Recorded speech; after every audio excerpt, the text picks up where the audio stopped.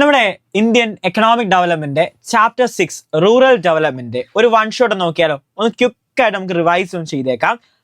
എന്താണ് rural development? Rural development എന്ന് പറഞ്ഞു കഴിഞ്ഞാൽ അതായത് ഓവറോൾ വില്ലേജ് എക്കണോമിയുടെ നോക്കി കഴിയുമ്പോൾ അവിടെ നിന്ന് ലാഗ് ചെയ്യുന്ന ഏരിയാസിന്റെ ഡെവലപ്മെന്റിന് വേണ്ടിയുള്ള ആക്ഷൻസിനെയാണ് റൂറൽ ഡെവലപ്മെന്റ് എന്ന് വിളിക്കുന്നത്.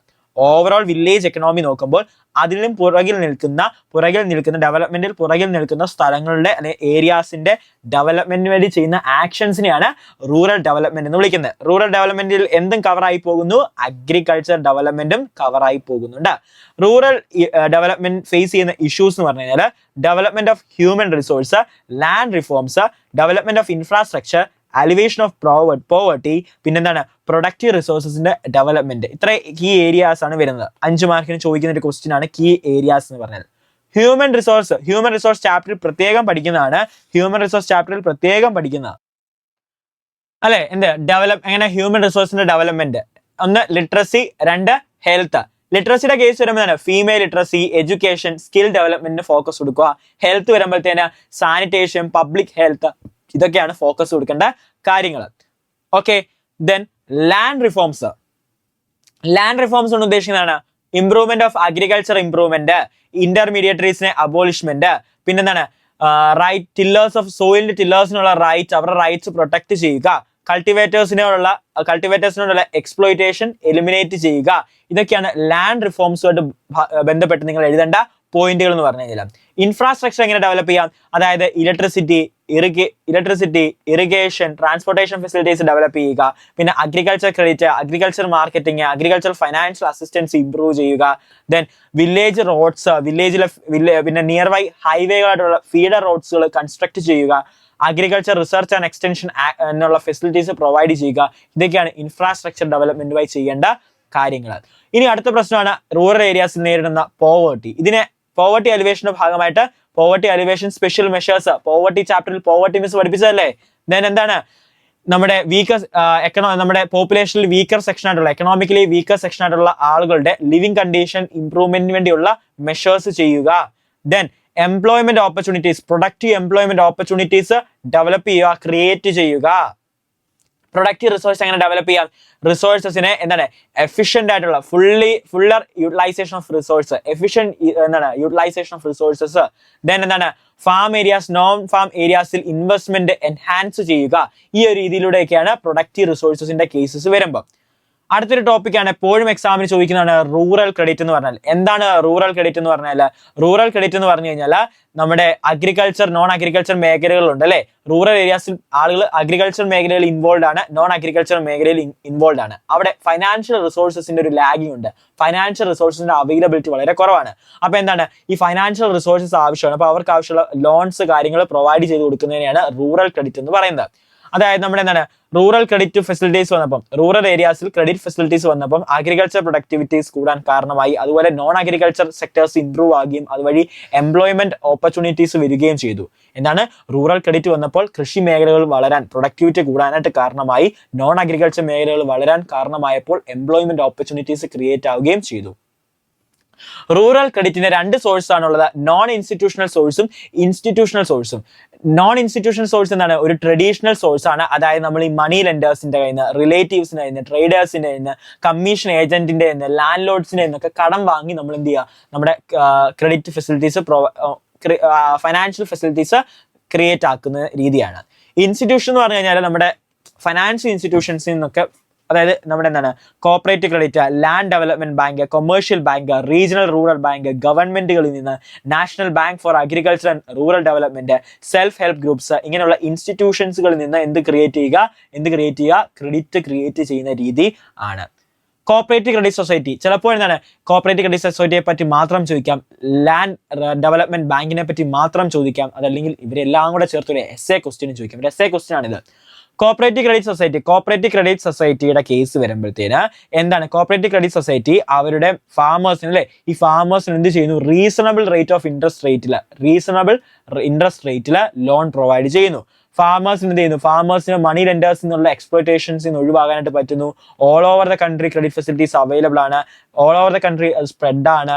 പിന്നെന്താണ്, റൂറൽ ഏരിയാസിലുള്ള ക്രെഡിറ്റിന്റെ ഫ്ലോ അല്ലെ, ഒരു കണ്ടിന്യൂസ് ആൻഡ് ടൈംലി ഫ്ലോ ആണ് അവിടെ ഉണ്ടാകുന്നത്. ലാൻഡ് ഡെവലപ്മെന്റ് ബാങ്കിന്റെ കേസ് വരുമ്പോൾ എന്ത് സംഭവിക്കുന്നു? ലാൻഡ് ഡെവലപ്മെന്റ് ബാങ്ക് വരുമ്പോൾ അവിടെ ലോങ് ടേം ക്രെഡിറ്റ് ആണ് പ്രൊവൈഡ് ചെയ്യുന്നത്. ലോങ് ടേം ക്രെഡിറ്റ് എന്തിന് അഗെയിൻസ്റ്റ് ആയിട്ട്? മോർഗേജ് ഓഫ് ലാൻഡിന് അഗെയിൻസ്റ്റ് ആയിട്ട് ലോങ് ടേം ക്രെഡിറ്റുകൾ പ്രൊവൈഡ് ചെയ്യുന്നു. അപ്പോൾ ഒബ്ജക്റ്റീവ്സ് ലോങ് ടേം ക്രെഡിറ്റ് ആണ് പ്രൊവൈഡ് ചെയ്യുന്നത്. അഗ്രികൾച്ചർ ഇൻപുട്സുകൾ അല്ലെങ്കിൽ അഗ്രികൾച്ചർ ഏരിയാസിലെ ലാൻഡുകളിലെ പെർമനന്റ് സ്ട്രക്ചേഴ്സ് കൺസ്ട്രക്ട് ചെയ്യാനായിട്ടൊക്കെയാണ് ലോൺസ് പ്രൊവൈഡ് ചെയ്യുന്നത്. കൊമേഴ്ഷ്യൽ ബാങ്ക്സിന്റെ കേസ് വരുമ്പോൾ കൊമേഴ്ഷ്യൽ ബാങ്ക്സ് 1969-ലും 1980-ലും കൊമേഴ്ഷ്യൽ ബാങ്ക്സിന്റെ നാഷണലൈസേഷൻ വന്നു. അതുവഴി ഒത്തിരി ക്രെഡിറ്റ് ഫെസിലിറ്റീസ് റൂറൽ ഏരിയാസിൽ കിട്ടാനായിട്ട് തുടങ്ങി. ഫാമേഴ്സിന് ഡയറക്റ്റ് ഹെൽപ്പ്, ഇന്റർമീഡിയറ്ററീസ് ഇല്ലാതെ ഡയറക്ട്ലി ഫാമേഴ്സിന് ഓപ്പർച്യൂണിറ്റീസ് കിട്ടുന്നു. സ്മോൾ മീഡിയം ലോങ് ടേം ലോൺസുകൾ കൊമേഴ്ഷ്യൽ ബാങ്കുകളിൽ നിന്ന് കിട്ടുന്നു.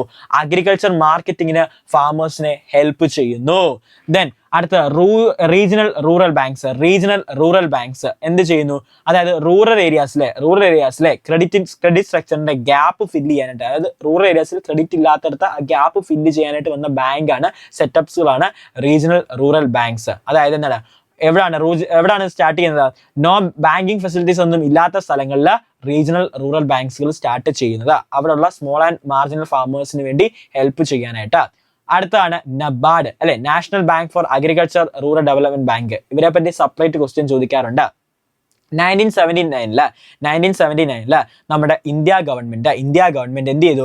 പ്ലാനിംഗ് കമ്മീഷന്റെ മെമ്പർ ആയിരുന്ന ശ്രീ ബി ശിവരാമന്റെ ചെയർമാൻഷിപ്പിൽ ഒരു കമ്മിറ്റി ഫോം ചെയ്തു. ആ കമ്മിറ്റി നടത്തിയ പഠന പ്രകാരം ഒരു റൂറൽ ഏരിയാസിലെ ഡെവലപ്മെന്റിന് വേണ്ടിയും അവിടുത്തെ ക്രെഡിറ്റ് ഫെസിലിറ്റീസ് ഇംപ്രൂവ് ചെയ്യാനും എൻഹാൻസ് ചെയ്യാനായിട്ട് ഒരു ഓർഗനൈസേഷൻ സ്റ്റാർട്ട് ചെയ്യണമെന്നും ഒരു ഇൻസ്റ്റിറ്റ്യൂഷൻ സ്റ്റാർട്ട് ചെയ്യണമെന്നും അവർ റെക്കമെൻഡ് ചെയ്തു. ആ റെക്കമെൻഡേഷന് പുറത്താണ് 1981 പാർലമെന്റ് ഒരു ആക്ട് പ്രകാരം ആക്ട് 61 ആക്ട് പ്രകാരം എന്ത് ചെയ്തു? National bank for agriculture and rural development NABARD എന്ന് പറഞ്ഞൊരു ഇൻസ്റ്റിറ്റ്യൂഷൻ സ്റ്റാർട്ട് ചെയ്തു. എന്തിനു വേണ്ടിയാണ്? ഇവരാണ് റൂറൽ ഡെവലപ്മെന്റിന്റെ കാര്യങ്ങൾക്ക്, റൂറൽ ഡെവലപ്മെന്റിന്റെ ഫൈനാൻസിങ്ങിന്റെ അപ്പെക്സ് ബോഡിയായിട്ട് ആരാണുള്ളത്? നബാർഡ് ആണ് ഉള്ളത്. അതുപോലെ തന്നെ റൂറൽ ഏരിയാസിലെ ഡെവലപ്മെന്റ് മെഷേഴ്സിനെ എന്താണ് മോണിറ്റർ ചെയ്യാൻ, പ്ലാൻസ്, റീഹാബിലിറ്റേഷൻ സ്കീംസ് ഫോർമുലേറ്റ് ചെയ്യാൻ, ക്രെഡിറ്റ് ഇൻസ്റ്റിറ്റ്യൂഷനെ റീസ്ട്രക്ചർ ചെയ്യാൻ, ട്രെയിനിങ്സ് കൊടുക്കാനൊക്കെ ആരാണ് മേൽനോട്ടം വഹിക്കുന്നത്? നമ്മുടെ നബാർഡാണ്. പിന്നെന്താണ്, അടുത്ത കേസിലേക്ക് വരുമ്പോഴത്തേന് റൂറൽ ഫൈനാൻസിങ് ആക്ടിവിറ്റീസിനെ കോർഡിനേറ്റ് ചെയ്യുന്നു. പിന്നെ government of India, state government, RBI, other national level institutions ഇവരെല്ലാം കോർഡിനേറ്റ് ചെയ്ത് മുന്നോട്ട് പോകുന്നതും നബാർഡാണ്. അടുത്തത് ദെൻ എന്താണ്? റൂറൽ സെക്ടേഴ്സിലെ ഫൈനാൻസിങ് കൊടുക്കുന്ന ഇൻസ്റ്റിറ്റ്യൂഷന് റീഫൈനാൻസ് കൊടുക്കുന്നു. കാരണം ഈ സബ്സിഡി നിരക്കിലാണ് ഈ റൂറൽ ഏരിയാസിൽ ലോൺസ് കൊടുക്കുന്നത്. അപ്പൊ അവർക്ക് നഷ്ടം ഉണ്ടാകത്തില്ലേ? ഫൈനാൻഷ്യൽ ഇൻസ്റ്റിറ്റ്യൂഷന് നഷ്ടമുണ്ടാകും. അവരെ റീഫൈനാൻസ് ചെയ്ത് കൊടുക്കുന്നതും ആരാണ്? നബാർഡാണ്. പിന്നെ ക്ലയന്റ് ഇൻസ്റ്റിറ്റ്യൂഷന് മേലെ ഒരു ചെക്കിങ്സ് നടത്തുന്നതും നമ്മുടെ നബാർഡാണ്. പിന്നെ റൂറൽ ഏരിയാസിൽ ഫൈനാൻസിങ് ഹെൽപ്പ് ചെയ്യുന്ന ഇൻസ്റ്റിറ്റ്യൂഷൻസിനെയൊക്കെ റെഗുലേറ്റ് ചെയ്യുന്നത് നബാർഡാണ്. RRB ഒക്കെ റെഗുലേറ്റ് ചെയ്യുന്നത്, ലാൻഡ് ഡെവലപ്മെന്റ് ബാങ്കിനെയൊക്കെ റെഗുലേറ്റ് ചെയ്യുന്നത് നമ്മുടെ നബാർഡാണ്. പിന്നെന്താണ്, ഇത് റൂറൽ ഏരിയാസിന്റെ അപ്ലിഫ്റ്റ്മെന്റിന് വേണ്ടി വർക്ക് ചെയ്യുന്നവർക്കുള്ള ട്രെയിനിങ്സ് പ്രൊവൈഡ് ചെയ്യുന്നതും ഇവരാണ്. പിന്നെന്താണ്, കോപ്പറേറ്റീവ് ബാങ്ക്സ്, RRBകളെയൊക്കെ റെഗുലേറ്റ് ചെയ്യുന്നതും നമ്മുടെ നബാർഡാണ്. അടുത്ത ആളാണ് സെൽഫ് ഹെൽപ്പ് ഗ്രൂപ്പ്സ്. കേരളത്തിലെ സെൽഫ് ഹെൽപ്പ് ഗ്രൂപ്പ്സിന്റെ എക്സാമ്പിൾ ആണ് കുടുംബശ്രീ അല്ലെ, നമ്മുടെ കുടുംബശ്രീ. എന്താണ് സെൽഫ് ഹെൽപ്പ് ഗ്രൂപ്പ്സ് എന്ന് പറഞ്ഞാൽ 10 to 20 അല്ലെ, 10 മുതൽ 20 വരെയുള്ള ലോക്കൽ വുമൻസോ മെൻസോ അവർ ചേർന്ന ഒരു കമ്മിറ്റിയാണ്, അവരുടെ ഒരു ഗ്രൂപ്പിംഗ് ആണ് സെൽഫ് ഹെൽപ്പ് ഗ്രൂപ്പ്സ് എന്ന് വിളിക്കുന്നത്. സെൽഫ് ഹെൽപ്പ് ഗ്രൂപ്പ്സ് മോസ്റ്റ്ലി കാണുന്നത് ഇന്ത്യയിലാണ്. എന്ത് ചെയ്യുന്നു? അതിലെ മെമ്പേഴ്സ്, സെൽഫ് ഹെൽപ്പ് ഗ്രൂപ്പ്സിലെ മെമ്പേഴ്സ് എന്ത് ചെയ്യുന്നു? അവർ കുറച്ച് നാളത്തേക്ക് സേവിങ്സ് ചെയ്യുന്നു. എല്ലാവരും ഫിക്സഡ് എമൗണ്ട്, ചെറിയൊരു എമൗണ്ട് എന്ത് ചെയ്യുന്നു? എല്ലാവരും സേവ് ചെയ്യുന്നു. ഒരു ഫ്യൂ മന്ത്സിലേക്ക് ചെയ്യുകയും കുറച്ച് കഴിയുമ്പോഴത്തേനും ഒരു എമൗണ്ട് ആകുന്നു. അതായത് ആഴ്ചയിൽ എല്ലാവരും ഒരു 50 രൂപ വെച്ച് ഇടുന്നു. 50,000 രൂപ സേവിങ്സ് ആയി കഴിയുമ്പോഴത്തേന് എന്ത് ചെയ്യുന്നു? ഗ്രൂപ്പിൽ തന്നെ എന്ത് ചെയ്യുന്നു? കടം കൊടുക്കുന്നു. പൈസ ആവശ്യമായിട്ടുള്ളവർക്ക് ആ ഫണ്ടിൽ നിന്ന് കടമെടുക്കാം, ഇൻട്രസ്റ്റ് സഹിതം തിരിച്ചടയ്ക്കാം. ഇപ്പോഴെന്ത് ചെയ്യുന്നു? ബാങ്കുകളെല്ലാം ഈ സെൽഫ് ഹെൽപ്പ് ഗ്രൂപ്പ്സുകൾക്ക്, കുടുംബശ്രീകൾക്കൊക്കെ ലോൺ കൊടുക്കുന്നില്ലേ? അടുത്തൊരു കോൺസെപ്റ്റ് ആണ് അഗ്രികൾച്ചർ മാർക്കറ്റിംഗ്. അഗ്രികൾച്ചർ മാർക്കറ്റിംഗ് ആണ് it's a process of assembly, storage, processing, transportation, package, grading and distribution of different agriculture community across the country. Okay, agriculture മാർക്കറ്റിന്റെ ഡെഫിനേഷൻ പഠിക്കണം. അഗ്രികൾച്ചർ മാർക്കറ്റിംഗ് നമുക്ക് regulated market എന്ന് വിളിക്കാം, cooperative market ഉണ്ട്, infrastructure facilities, പിന്നെ standardisation and grading, minimum support price ഒക്കെയാണ് ഇവർ ചെയ്യുന്ന ഫംഗ്ഷൻസ് എന്ന് പറഞ്ഞു കഴിഞ്ഞാൽ. ഇന്ത്യൻ അഗ്രികൾച്ചർ മാർക്കറ്റിംഗ് സിസ്റ്റത്തിൽ കുറച്ച് ഡിഫക്ട്സ് ഉണ്ട്. ഈ പോയിന്റുകൾ പഠിക്കുക കേട്ടോ. സ്റ്റോറേജ് ഫെസിലിറ്റീസ് ഇല്ല. ഇന്ത്യൻ അഗ്രികൾച്ചർ മാർക്കറ്റിൽ നേരിടുന്ന ഫസ്റ്റ് പ്രശ്നമാണ് സ്റ്റോറേജ് ഫെസിലിറ്റീസ് ഇല്ല. ഡിസ്ട്രസ് ഓഫ് സെയിൽ, അതായത് ഇന്ത്യയിലെ മിക്ക ഫാർമേഴ്സും പൂവേഴ്സ് ആണ്, കഷ്ടപ്പാട് അനുഭവിക്കുന്നവരാണ്. ഇവർക്ക് നല്ലൊരു ക്യാഷ് അവരുടെ കയ്യിലില്ല. ബിക്കോസ് നല്ല ഒരു ക്യാഷ് വരുന്നതും വരെ, നല്ല പ്രൈസ് ഫുഡ് ഗ്രെയിൻസിന് വരുന്നതും വരെ വെയിറ്റ് ചെയ്യാൻ അവരെ കൊണ്ട് പറ്റില്ല, നഷ്ടമായി പോകും. ട്രാൻസ്പോർട്ടേഷൻ ഫെസിലിറ്റീസ് ഇല്ല. പിന്നെ മിഡിൽ മാൻ ആൻഡ് ഇന്റർമീഡിയറ്ററീസിന്റെ എക്സ്പ്ലോയിറ്റേഷൻസ്, പിന്നെ നല്ല ഫൈനാൻഷ്യൽ റിസോഴ്സസ് കിട്ടാനില്ല. ഇതൊക്കെയാണ് പ്രശ്നങ്ങൾ. ഈ പ്രശ്നങ്ങൾ സോൾവ് ചെയ്ത് കഴിഞ്ഞാൽ അഗ്രികൾച്ചർ മാർക്കറ്റിംഗ് സെറ്റായി. എന്തൊക്കെയാണ്? സ്റ്റോറേജ് ഫെസിലിറ്റീസ് ഇംപ്രൂവ് ചെയ്യുക, റെഗുലേറ്റഡ് മാർക്കറ്റ് കൊണ്ടുവരിക, ട്രാൻസ്പോർട്ടേഷൻ ഫെസിലിറ്റീസ് ഇംപ്രൂവ് ചെയ്യുക, കോപ്പറേറ്റീവ് മാർക്കറ്റ് സൊസൈറ്റീസ് എസ്റ്റാബ്ലിഷ് ചെയ്യുക, ക്രെഡിറ്റ് ഫെസിലിറ്റീസ് പ്രൊവൈഡ് ചെയ്യുക, അവരെന്താണ് ഗ്രേഡിംഗ് ഫെസിലിറ്റീസ് പ്രൊവൈഡ് ചെയ്യുക, മാർക്കറ്റിനെ പറ്റിയുള്ള ഇൻഫോർമേഷൻസ് കൃത്യമായിട്ട് സപ്ലൈ ചെയ്യുക. ഡൈവേഴ്സിഫിക്കേഷൻ ഓഫ് അഗ്രികൾച്ചർ മേഖല. നമ്മുടെ ഇന്ത്യയിൽ കൂടുതലും അഗ്രികൾച്ചർ മേഖലയ്ക്കാണ് പ്രാധാന്യം കൊടുക്കുന്നത്. ഈ അഗ്രികൾച്ചർ മേഖലയിൽ നിന്ന്, കാരണം അവിടുത്തെ എംപ്ലോയ്മെന്റ് ഓപ്പർച്യൂണിറ്റീസ് ക്രിയേറ്റ് ചെയ്യാനുള്ള ഒരു കപ്പാസിറ്റി കുറവായതുകൊണ്ട് അഗ്രികൾച്ചർ റിലേറ്റഡ് ആയിട്ടുള്ള മറ്റ് ആക്ടിവിറ്റീസിലേക്കോ അല്ലെങ്കിൽ നോൺ ഫാം ഏരിയാസിലേക്കോ ആളുകൾ എക്സസ് ആയിട്ടുള്ള പീപ്പിൾസിനെ കൺവേർട്ട് ചെയ്യുന്നതാണ് ഡൈവേഴ്സിഫിക്കേഷൻ ഓഫ് അഗ്രികൾച്ചർ ആക്ടിവിറ്റി എന്ന് പറയുന്നത്. അതായത് ക്രോപ്പ് പ്രൊഡക്ഷനിലേക്ക് മാറുക, അല്ലെങ്കിൽ മറ്റ് പ്രൊഡക്റ്റീവ് ആക്ടിവിറ്റീസിലേക്ക് മാറുക. നോൺ ഫാം ഏരിയാസ് ഏതൊക്കെയാണ് മറ്റ് നമുക്ക് ചെയ്യാൻ പറ്റുന്നത്? Animal husbandry, daily farming, fisheries, horticulture, poultry farming, agro processing industries, food processing industries, leather industries, tourism, ഈ മേഖലകളിലൊക്കെ നമുക്ക് തിരിയാനായിട്ട് പറ്റും. എന്താണ് സസ്റ്റൈനബിൾ ഡെവലപ്മെന്റ്? നമ്മുടെ പേജിലൊക്കെ നോക്കിക്കഴിഞ്ഞാൽ സസ്റ്റൈനബിൾ ഡെവലപ്മെന്റ് ഡീറ്റെയിൽ ആയിട്ട് എക്സ്പ്ലെയിൻ ചെയ്ത് കൊടുത്തിട്ടുണ്ട്. സസ്റ്റൈനബിൾ ഡെവലപ്മെന്റ് എന്ന് പറഞ്ഞാൽ നമുക്ക് ഡെവലപ്മെന്റ് ആവശ്യമാണ്, പക്ഷെ നമ്മൾ ഡെവലപ്മെന്റിന് വേണ്ടി ചെയ്യുന്ന ആക്ടിവിറ്റി അത് എന്താണ്? പ്രകൃതിയെ നശിപ്പിക്കും. നാളത്തെ ഫ്യൂച്ചർ ജനറേഷനും ഈ നാച്ചുറൽ റിസോഴ്സസ് ഉപയോഗിക്കാനുള്ളതാണ്. നമ്മൾ ചെയ്യുന്ന ആക്ടിവിറ്റി മൂലം പ്രകൃതി നശിക്കുകയും അത് ഫ്യൂച്ചർ ജനറേഷന് കിട്ടേണ്ട റിസോഴ്സസിനെ നശിപ്പിക്കുകയും ആകരുത്. അപ്പം ഡെവലപ്മെന്റ് വേണം, പക്ഷെ ആ ഡെവലപ്മെന്റ് എന്ത് ചെയ്യണം? നമ്മളിപ്പോൾ ചെയ്യുന്ന ഡെവലപ്മെന്റ് ഫ്യൂച്ചർ ജനറേഷന് ഒരു ക്വാളിറ്റി ഓഫ് ലൈഫിനെ ഇല്ലാതാക്കരുത്. അങ്ങനെയുള്ള ഡെവലപ്മെന്റ് ആണ് സസ്റ്റൈനബിൾ ഡെവലപ്മെന്റ് എന്ന് വിളിക്കുന്നത്. അതായത് നമ്മുടെ പ്രകൃതിയിലുള്ള റിസോഴ്സസ് ഒന്നും ഉപയോഗിക്കരുതെന്നല്ല, പക്ഷെ നമ്മുടെ ഉപയോഗം മൂലം അത് ഫ്യൂച്ചർ ജനറേഷന് കിട്ടാതെയാകരുത്. ഓക്കെ, അടുത്ത കോൺസെപ്റ്റ് ഓർഗാനിക് ഫാമിംഗ്. വളരെ വളരെ ഇമ്പോർട്ടൻ്റ് ആണ് ഓർഗാനിക് ഫാമിംഗ് എന്താണ്? ഓർഗാനിക് ഫാമിങ്ങിന്റെ അഡ്വാൻറ്റേജസ് എന്തൊക്കെയാണ്? ഓർഗാനിക് ഫാമിങ്ങിന്റെ ഡിസഡ്വാൻറ്റേജസ് എന്തൊക്കെയാണ് എന്ന് എക്സാമിന് ചോദിക്കും. ചിലപ്പോൾ ബെനിഫിറ്റ് എന്നായിരിക്കും, ഇമ്പോർട്ടൻസ് എന്നായിരിക്കും, മെറിറ്റ് എന്നായിരിക്കും, ഡിമെറിറ്റ് എന്നായിരിക്കും, പേര് മാറ്റി ചോദിക്കാം. ഓർഗാനിക് ഫാമിംഗ് എന്നാണ് പ്രൊഡ്യൂസിങ് ഫുഡ് നാച്ചുറൽ രീതിയിൽ പ്രകൃതിദത്തമായ രീതിയിൽ ഫുഡ് പ്രൊഡക്ഷൻ നടത്തുന്നതിനാണ് ഓർഗാനിക് ഫാമിംഗ് എന്ന് വിളിക്കുന്നത്.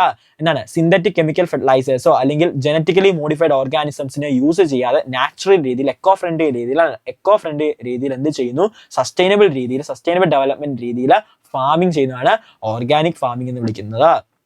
അഡ്വാൻറ്റേജസ്: ഇങ്ങനെ HYV seeds, chemical fertilisers, pesticides ഒന്നും ഉപയോഗിക്കുന്നില്ല. അതുമൂലം എന്താണ്? നമുക്ക് ഒത്തിരി ചെലവ്, ഇൻവെസ്റ്റ്മെന്റ് ഒത്തിരി ആവശ്യമായിട്ട് വരുന്നില്ല. കോസ്റ്റ്ലി അഗ്രികൾച്ചർ ഇൻപുട്സ് യൂസ് ചെയ്യുന്നില്ല. പിന്നെന്താണ്? നല്ല ഡിമാൻഡാണ്. ഓർഗാനിക്കലി ഗ്രോൺ ക്രോപ്സിന് വളരെ ഡിമാൻഡ് കൂടുതലാണ്. അപ്പോൾ എക്സ്പോർട്ടിംഗ് സ്കോപ്പ് ഉണ്ട്. വളരെ ഹെൽത്തിയാണ്, ന്യൂട്രീഷ്യസ് വാല്യൂ കൂടിയ ഹൈ ഹെൽത്തി ഫുഡ്സ് ആണ് കിട്ടുന്നത്. പിന്നെ എന്താണ്? മോർ എംപ്ലോയ്മെന്റ് ഓപ്പർച്യൂണിറ്റീസ് ക്രിയേറ്റ് ചെയ്യുന്നു. കാരണം കൂടുതലും ലേബർ ഓറിയന്റഡ് ആക്ടിവിറ്റീസ് ആണ് ഇവിടെ നടക്കുന്നത്. പിന്നെ പെസ്റ്റിസൈഡ്സ് ഫ്രീ ആയതുകൊണ്ട് എൻവയോൺമെന്റ് ഫ്രണ്ട്ലി ആണ്. പക്ഷെ കുറച്ച് ഡിസഡ്വാൻറ്റേജസ് ഉണ്ട്. കൂടുതൽ ശ്രദ്ധ വേണം. കെമിക്കൽ ഫെർട്ടിലൈസേഴ്സ് യൂസ് ഒന്നും ചെയ്യുന്നില്ല. നാച്ചുറലി ആയതുകൊണ്ട് കൂടുതൽ അറ്റ്മോസ്റ്റ് കെയർ പ്രൊവൈഡ് ചെയ്യേണ്ടതായിട്ടുണ്ട്. പിന്നെ എന്താണ്?